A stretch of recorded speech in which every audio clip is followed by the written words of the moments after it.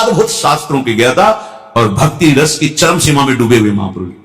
अब शास्त्रों का पांडित्य अभिमान रखने वाले भला इनसे शास्त्रार्थ कर सकते हैं? आए, बोले हम दिग्विजयी पंडित हैं, आपको शास्त्रार्थ करना है। ये परिचय रखा या इसमें हार और दस्तखत और या राधे राधे भक्तों, श्री परम पूज्य श्री प्रेमानंद जी महाराज जी के दिव्य वचन व सत्संग को सुनने के लिए हमारे चैनल को सब्सक्राइब करें और कमेंट में राधे राधे जरूर लिखें। और इस सत्संग को बीच में छोड़कर इस सत्संग का अपमान न करें। जो गुरुदेव भगवान के वाणी व मुख से निकलता है वो हम आप तक पहुंचाने का प्रयास करते हैं। दोस्तों, इन्हीं दिव्य वाणी को सुनने के लिए हमारे चैनल को अभी तुरंत सब्सक्राइब करिए और कमेंट में राधे राधे जरूर लिखिए। राधे राधे। शास्त्रार्थ करो तो प्रिया प्रीतम का नाम छोड़ करके अब कौन सी वार्ता करे? उन्होंने लिख दिया हार कर, बड़े उसमें घंटा शंखनाद और बजाते दिग्विजयी पंडित विजय प्राप्त हुई। उधर से पूज्यपाद श्री जीव गोस्वामी यमुना जी से स्नान करके आ रहे। जब ये सुना तो नजदीक गए, बोले तुम क्या बोल रहे हो? तुम विजय प्राप्त करके आ रहे हो? अरे मैं उनका एक छोटा सा सेवक हूं, कुछ क्षण मेरे सामने बात केवल कर ले। तो मेरे गुरुदेव की बात कहता है, मैं उनसे विजय प्राप्त करके आया हूं। भला भागवती महिमा से युक्त बुद्धि और वो शास्त्री विद्वान कुछ क्षण में परास्त किया। अब भूल कर शब्द मत निकाल देना, मैं रूप गोस्वामी पर विजय प्राप्त, उनका एक छोटा सा दास हूं, जीव गोस्वामी ने कहा, और वो परास्त होगा। ये सूचना किसी ने श्री रूप जी को दी। हर शिष्य का यही कर्तव्य है जो गुरुदेव भगवान के प्रति करना चाहिए, जो जीव गोस्वामी जी ने किया। जे ही जीव गोस्वामी जी पहुंचे तो बहुत ही आवेश में श्री रूप जी एक आनंद में जा रहा था, विजय श्री का आनंद लिए भी। हमारा कर्तव्य क्या है? सामने वाले को सुख पहुंचाना। अरे मैं हार लिख दी तो क्या चला गया? वो आनंदित तो जा रहा था, तुमने उसको परास्त किया, अपराध। चलो मैं तुम्हारा त्याग करता हूं। अब आप विचार करो, क्या अपराध है? कोई भी शिष्य जो सहृदय अपने गुरुदेव को भगवान मानता है, प्राण मानता है, वो अपने गुरुदेव की अवहेलना कैसे बर्दाश्त कर सकता है? हटा दिया, अब जिया नहीं जा रहा। यह है गुरुदेव की भक्ति। जिया नहीं जा रहा था, कैसे उनके सेवा के बिना, उनके दर्शन के बिना कैसे जिए? अब जीवन तो धारण ही करना है, क्योंकि गुरुदेव का मेरा तो है नहीं कि मैं त्याग सकूं। जब गुरुदेव छुटवाए तो जीवन छूट जाए। तो 2-3-4 दिन में जाते जहां आटा मिलता तो घोर के पी लेते, ऐसे आटा, बस प्राण पोषण होता है। गुरुदेव के बिना जीना क्या? और वो धीरे धीरे, अब शरीर तो शरीर है ना, अनुकूल पदार्थ ना मिलने पर धीरे धीरे पेट बढ़ गया, जल उदर जैसा रोग बढ़ा, उधर में परेशानी। दिन सनातन जी भिक्षा, अरे माई जल्दी दे दे, समय हो रहा है। तो कहा इससे तो अच्छा मेरा बाबा है जो कभी कभी आता है, आटा घोर के पीता है। तो ब्रजमंडल में ऐसा तपस्वी महापुरुष जिसका मुझे परिचय नहीं, तो किधर से आता है बताया? उधर झाड़ियों में रहते हैं। वहां गए तो अश्रुपुलकित भगवद स्मरण प्राण, पेट बढ़ा हुआ, बड़ा कष्ट। अरे ऐसा कैसे? तो हम पूरी बात बताई कि हमसे लगता है अपराध बन गया। कितनी उन्होंने ये नहीं सोचा कि अरे हमने, वो आपकी निंदा कर रहा था, हम उसको ऐसा नहीं, मेरे से अपराध। अगर गुरुदेव कह रहे हैं अपराध बन गया तो बन गया मेरे से अपराध। हिम्मत भी नहीं हुई कि मैं एक बार जाकर प्रार्थना करूं। गुरुदेव ने कहा दूर तो दूर। सनातन जी ने कहा चलो हमारे साथ चलो, गए साथ। तो उनका ठीक है, इसने अपराध किया, लेकिन आप अपराध नहीं कर रहे हैं। महाप्रभु का क्या आदेश है? जीवे दया, ये दया है आपकी। भक्ति में श्री रूप जी का प्रथम पदार्पण हुआ, लेकिन शरीर धर्म से पहले सनातन जी, सनातन और रूप। पर भक्ति में पहले, तो इसीलिए भक्ति में पहले रूप जी का नाम आता, फिर सनातन जी। तो उनका महाप्रभु चैतन्य देव की आप आज्ञा का उल्लंघन नहीं कर रहे, ये जीवे दया है, देख रहे हो मृत प्राय हो रहे दुलार के। ठीक, ये हमारा जीवन समर्पित है। अहम का जरा भी किनका गुरुजन बर्दाश्त नहीं करते, जरा भी। उनके अंदर द्वेष नहीं होता, उनके अंदर क्रोध नहीं होता। ये अहम शून्यता, ये अहम शून्यता ही महाप्रेम मिले। कई बार सत्संग में कहा है कि सबके अलग अलग वाहन हैं, कोई गरुड़ पर, कोई हंस पर, कोई मयूर पर, ऐसे। लेकिन हमारी लाडली जी का वाहन दैन्यता है। इसीलिए प्रीति की रीति रंगील हुई जाने, यद्यपि सकल लोक चूड़ामणि, पर दीन अपन को माने। हम लाडली जी के गुरुदेव के प्रताप से जैसे भी हैं चरण आश्रित हैं, आप सब जो भी हमारी श्री लाडली जी के शरणागत हैं, तो हमारे हृदय में ये नहीं बर्दाश्त हो पाएगा कि थोड़ा भी आप में अहम है। जहां दिखेगा आप बहुत सही चल रहे हो, बहुत अच्छे चल रहे हो, दूसरों से बताओगे आपकी प्रशंसा होगी, लेकिन यहां आपका वो अहम नष्ट किया जाएगा।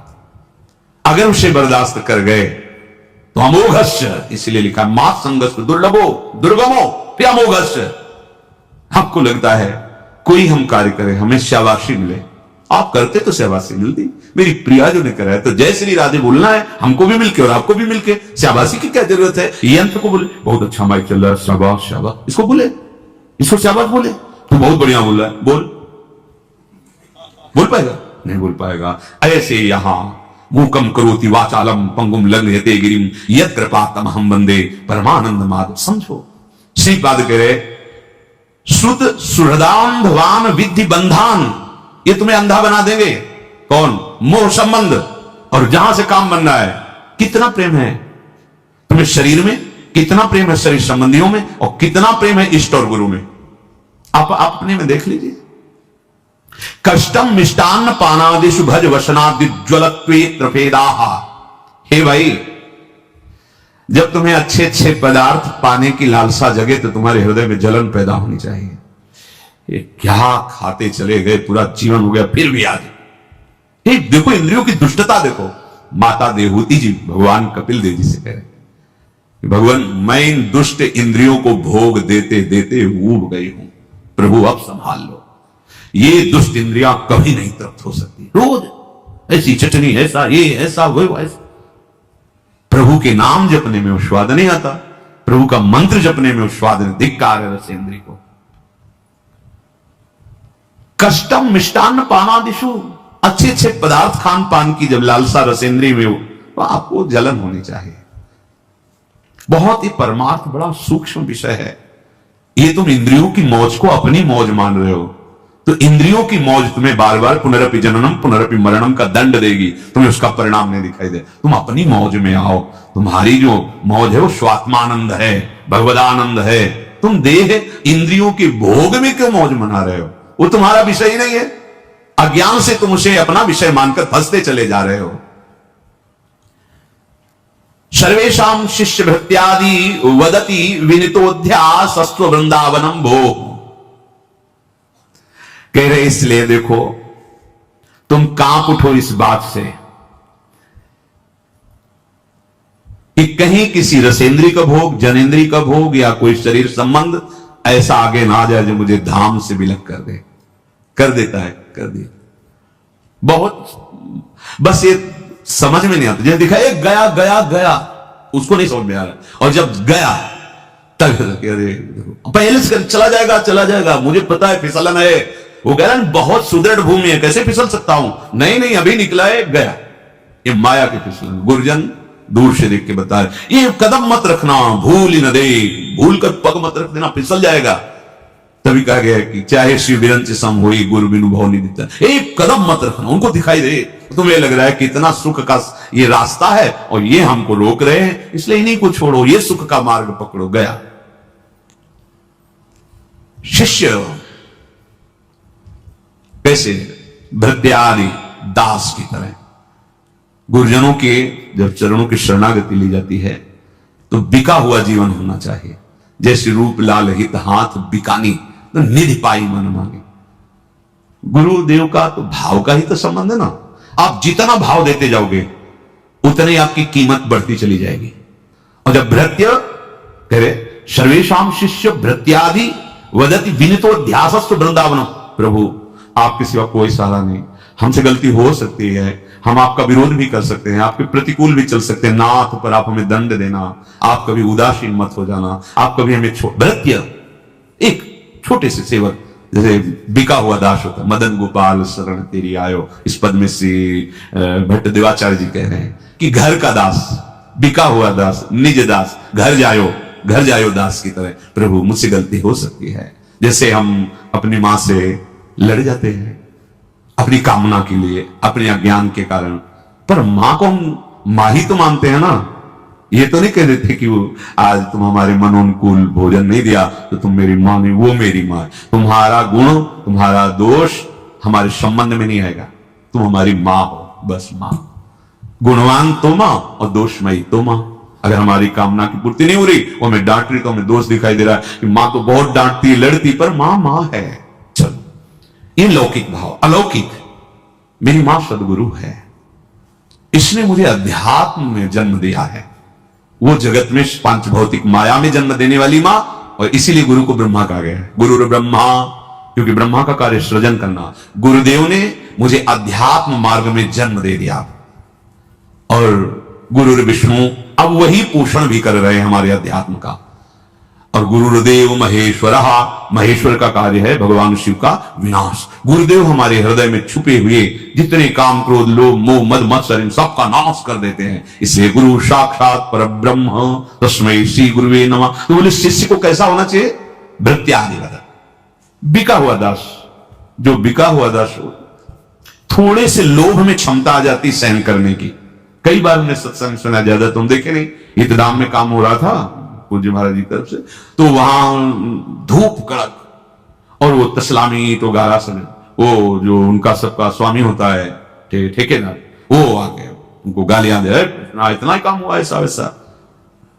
बाद में पूछा कि आप इतनी धूप में काम करें, वो गाली दिया, आपको बुरा नहीं लगा? तो उनका अगर बुरा लगेगा तो शाम के जो रुपया मिलते वो देगा नहीं, रुपया नहीं देगा तो परिवार का पोषण।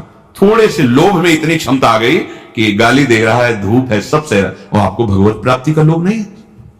आप ऐसे कर रहे हैं, अवहेलना कर रहे हैं भगवत प्राप्ति का लोभ।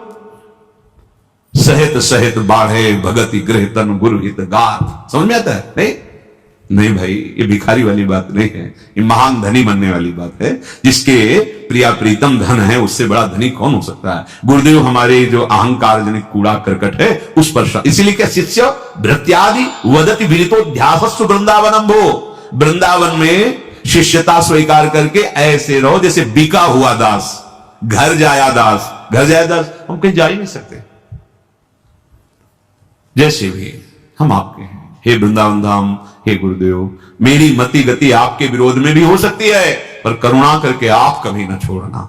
बात समझना है। हमारा मन है कभी खिलाफत कर सकता है, हमारी मति है कभी विषयी मति है, कभी निश्चय आपके विरुद्ध भी कर सकती है, पर नाथ आप कभी मत छोड़ना, आप हमें स्वीकार करते रहना। अंदर से ये दासत्व स्वीकार करने वाले को श्रीपाद कह रहे हैं कि वो जो बड़े सत्कर्माणि कृतानि श्री हरिराराधिता श्रुतोपनिषतो आमृति वृंदारण्य यदैव संकल्पितो वासः, जो ऐसा संकल्प लेकर के बिका हुआ मैं दास श्री प्रियालाल का, गुरुदेव का, आजीवन वृंदावन में ही रहूंगा, चाहे जिस जैसी परिस्थिति आवे मैं यही प्राण त्यागूंगा, तो समस्त सत्कर्मों का फल, समस्त हरि आराधना का फल, समस्त वेदांत श्रवण का फल उसे प्राप्त हो गया केवल वृंदावन वास मात्र से। चलते हैं भगवान श्री राम के पावन चरित्र का कथन श्रवण करके, कलिमल का नाश करके अपने हृदय में आराध्य देव की अनन्य भक्ति धारण करते हैं। प्रसंग चल रहा है श्री रघुनाथ जी के समीप समस्त अयोध्यावासी ऋषि मुनि बैठे हैं, भगवान सबको उपदेश किए। पीछे 2 दिन चर्चा चलती रही। भगवान शिव कहते हैं उमा ये अयोध्यावासी सब कृतार्थ रूप है। अब इनको कृतार्थ होना नहीं, क्योंकि अवध धाम में वास करते हैं। ए भाई, आप भी कृतार्थ रूप हैं, क्योंकि आप वृंदावन धामवासी हैं। देखो, स्वीकृति से सब बात बन जाती है। जब मामा प्रयागदास जी से कोई संत भगवान विनोद, अरे मामा तुम तो गिरदा लगाए ऐसे गद्दा में बैठे रहते हो, कभी देखते नहीं कि आप माला जप करते हो या ऐसा। बोले माला वो जप करे जिसके साधन बल है। हमारे जीजा राम जी, जी सिया जी, अब तो हम उनके साले हैं। बस ये स्वीकृति, संबंध स्वीकृति। काहू के बल भजन, काहू के आचार, व्यास भरोसे, तो भला ऐसे संबंध को कभी विस्मरण होगा क्या? तो सतत अखंड स्मृति चल रही है, पर वो बाहर से कुछ